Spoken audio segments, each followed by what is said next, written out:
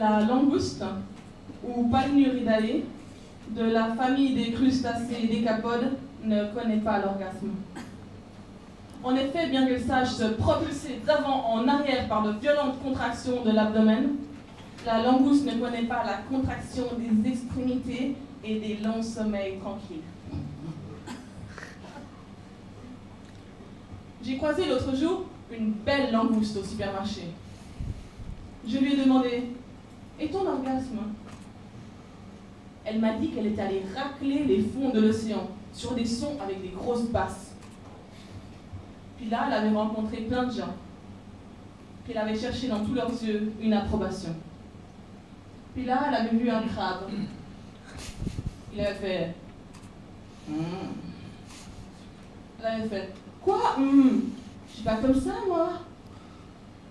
Alors qu'elle avait très envie de faire « aussi. » Mais elle avait peur de perdre un peu de l'approbation, et l'approbation avait toujours tout décidé pour elle. Je lui ai demandé « Pas d'orgasme, alors ?» Ben, du coup, j'ai pas essayé. L'autre jour aussi, au détour d'un rayon frais, j'ai croisé une belle langouste. Je lui ai demandé « Et ton orgasme ?» Elle m'a dit qu'elle s'était couchée dans le sable. Elle avait gardé les pattes bien ouvertes. Qu'elle avait fait tous les bruits qu'il fallait. Elle avait fait « oh oui, qu'elle avait eu l'air très belle. » Qu'elle avait eu l'air d'une belle actrice. Qu'elle avait tout joué et tout fait semblant et tout obtenu les jours suivants. Je lui ai demandé « Pas d'orgasme alors ?» Elle m'a dit « Non, mais un boost à mon ego et à mon porte-monnaie. »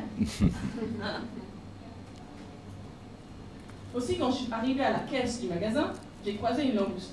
Je lui ai demandé « Et ton orgasme ?»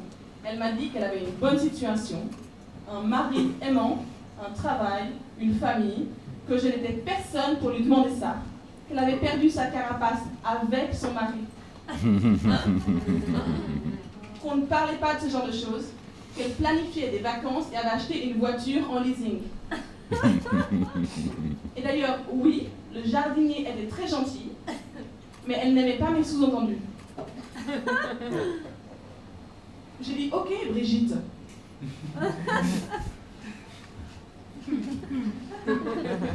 Mais tu n'as pas été conçue pour être figurante dans le film de l'autre, pour faire plaisir à l'autre et te regarder de l'extérieur quand tu baises.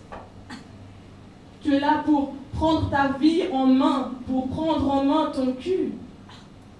Ne plus être une étoile de mer, mais une putain de sauterelle de mer. Tu es là pour déterminer si tu veux continuer à t'abriter dans les fonds rocheux et observer le monde qui avance, ou jouir longuement dans l'écume de la mer.